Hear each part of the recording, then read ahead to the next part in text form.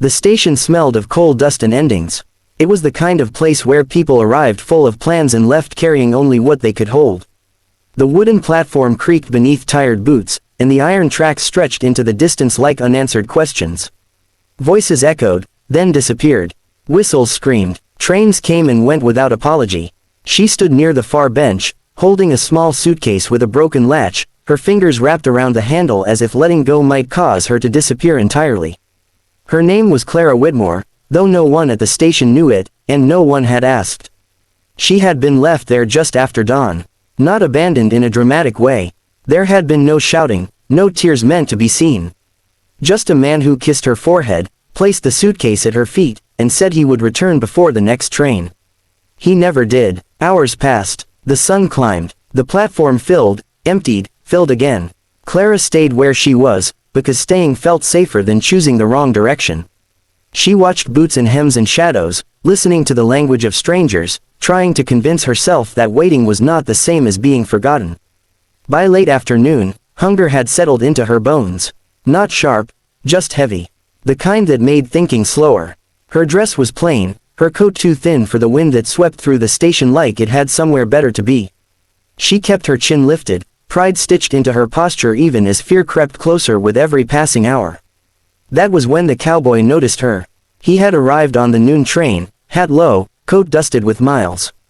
His name was Eli Mercer, though most people just called him Mercer, or didn't call him anything at all. He had the look of a man who belonged more to open land than crowded platforms. Tall, broad-shouldered, quiet in the way men became when words had failed them once too often. He had noticed her earlier, standing alone while others came and went. At first, he thought she was waiting for someone. Then he noticed she hadn't moved. Not to eat, not to sit, not even when the benches cleared. Something about that stillness caught at him. Eli leaned against a post, pretending to check the time, watching her from the corner of his eye. He'd learned not to rush into other people's stories. Learned it the hard way. But he'd also learned when silence wasn't enough. As evening crept in, Clara's grip on the suitcase loosened. Her shoulders sagged, just a little. Enough. Eli crossed the platform slowly, boots steady, presence calm. He stopped a respectful distance away. "Miss," he said, voice low, careful. "You all right?" Clara looked up, startled. Her eyes were gray-blue, tired but sharp. She studied him the way people did when they had learned to expect the worst and hope for the bare minimum. "I'm fine," she said quickly. Eli nodded, accepting the lie without agreeing with it. "You been here a while." She hesitated. Then, softer, "I'm waiting." "For the evening train?" he asked. She shook her head. "For someone," she said. Eli felt the weight of that word settle between them. He glanced at the sky, already darkening. "Station closes after sunset. Gets cold." "I know." Silence stretched. Not uncomfortable, just honest. Finally, he said, "There's a diner across the road. Hot coffee, stew, no obligation." Her first instinct was refusal. He saw it in the way her back straightened, the way her fingers tightened again. But hunger argued louder than pride. "Just coffee," she said. "Just coffee," he agreed. They walked side by side, not touching, not rushing. Inside the diner, warmth wrapped around her like something she had forgotten existed. Eli pulled out a chair, ordered without fuss. When the food arrived, Clara stared at it. For a moment as if unsure she was allowed to eat. "You don't owe me anything," he said quietly. "Not conversation, not thanks." She met his gaze. Something in his tone, steady, unclaiming, softened her guard. "My husband died last winter," she said suddenly, words spilling as if they'd been waiting for permission. "I came here because someone promised work. A room, a start." Her voice wavered. "He left me at the station." Eli listened, didn't interrupt, didn't judge. When she finished, he said only, "I'm sorry." Not for the man, for the moment. They returned to the platform together. Night had settled fully now. The station lights hummed. The world felt thinner. "You can sleep at the boarding house," Eli said. "Mrs. Calder runs it. Safe place." Clara looked at her suitcase. At the tracks. At the empty space beside her. "And after that?" she asked. Eli considered her question carefully.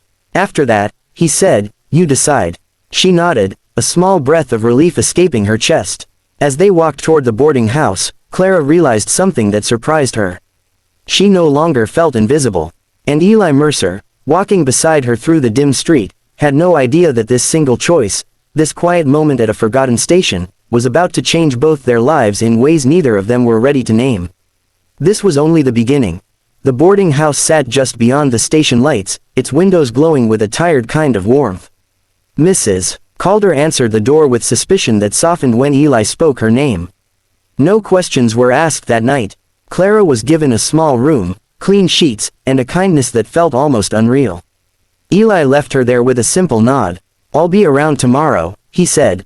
Not a promise, just a fact. Sleep came slowly to Clara.